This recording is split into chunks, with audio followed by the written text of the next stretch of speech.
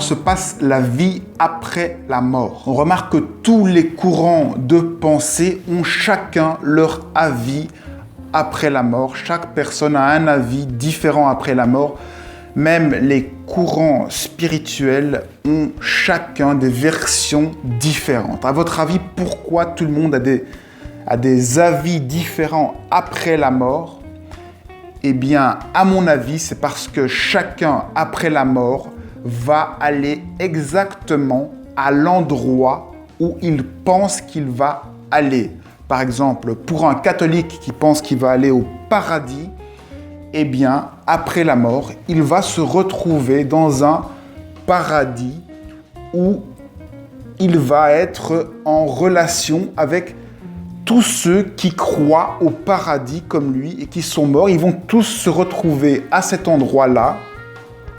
Bien entendu, ils vont être dans un paradis spécifique qui correspond à leur niveau de densité. Plus vous êtes altruiste, plus ça va être un paradis élevé. Plus vous êtes égoïste, plus le paradis va être dense et bas. Je vais maintenant vous montrer la différence entre le paradis altruiste avec des gens un peu plus élevés et le paradis dense. Si vous croyez au paradis altruiste, vous allez arriver dans un paradis où tout le monde est gentil, où les gens commencent à être un petit peu éthérés. Et le principe de ce paradis, qui n'est autre qu'un nouveau monde dans lequel vous allez être, c'est un astral, c'est le monde suivant, c'est l'astral. Vous allez être dans un endroit magnifique où tout est beau, le paradis de vos rêves, et vous allez y être jusqu'à y être confronté à l'absurdité de ce paradis. Vous allez vivre dans ce paradis. Ça pourra durer peut-être 1000 ans, 2000 ans. Je ne sais pas combien de temps il vous faudra pour réaliser que ce paradis ne correspond pas à la réalité. Vous allez donc devoir, dans ce paradis, faire comme vous faites sur Terre, du développement impersonnel pour réaliser que ce n'est pas ça la réalité. Avoir tout plein de gens heureux, vous allez être confronté à tous les défauts de ce type de paradis. Le fait que tout le monde soit tout le temps heureux, serviable, qu'il n'y ait jamais de problème, vous allez voir ce que ça engendre comme déficit d'intérêt. Vous allez voir comme ça devient fade à un certain moment. Vous allez voir comment, malgré tout, l'hypocrisie finit toujours par arriver.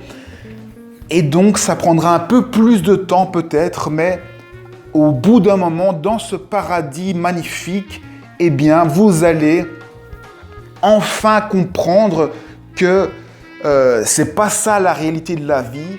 Et alors, vous allez partir dans une autre dimension en faisant, par exemple, des voyages astraux ou des choses, on ne sait pas ce qu'il peut y avoir dans cet autre monde qui vous permet de faire une autre mort de ce monde et alors d'aller dans ce nouveau monde qui va être créé et qui sera de nouveau ce que vous allez croire de ce nouveau monde.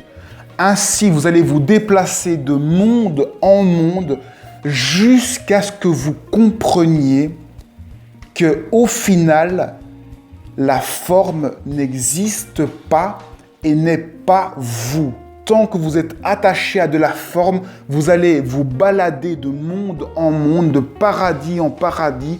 Chaque fois que vous allez croire que vous allez mourir ou que vous avez trouvé la solution, en fait, vous allez chaque fois être confronté à l'absurdité de vos croyances. Vous allez atterrir dans vos croyances, dans un univers qui matérialise vos croyances et vous allez être confronté à l'absurdité de vos croyances. C'est ce qui arrive sur Terre aussi. Vous êtes confronté à l'absurdité du mental, de la matière, de l'égoïsme pour vous pousser à voir la réalité, que la matière, ce n'est rien, ce n'est pas vous et que vous êtes quelque chose de beaucoup plus grand.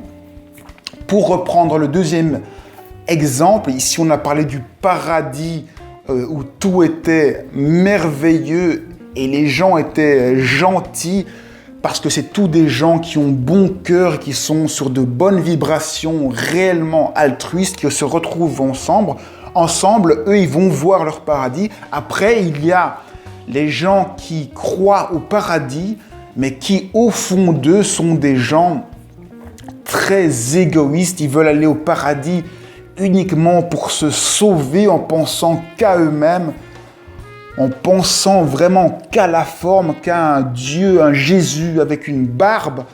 Eux, ils vont arriver dans un paradis dense. Dans ce paradis, là, tout va commencer calmement. Ils vont voir ils vont s'apercevoir qu'en fait, Jésus n'est pas là. Ils vont s'apercevoir que tous leurs amis ne sont pas là. Alors, ils vont commencer à se poser des questions et ils vont commencer à être confrontés à l'hypocrisie de tous ces gens qui sont là, à tous ces gens égoïstes.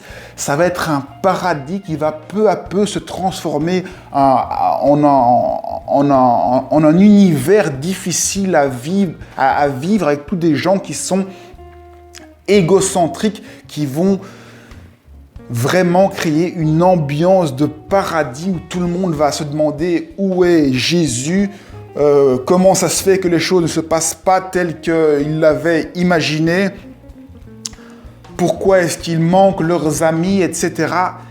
Ils vont être confrontés à l'absurdité de nouveau de ce paradis, mais dans leur niveau de densité, c'est-à-dire dans des relations beaucoup plus denses, beaucoup plus difficiles.